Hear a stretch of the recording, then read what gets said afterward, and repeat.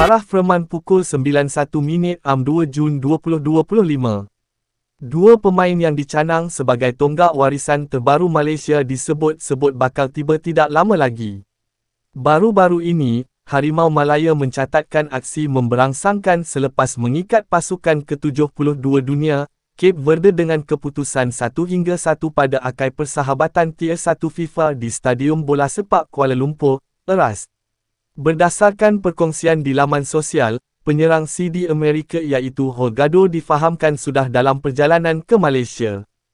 Hal ini selepas beliau memuat naik satu perkongsian yang menunjukkannya sedang dalam perjalanan dengan destinasinya menjadi tanda tanya.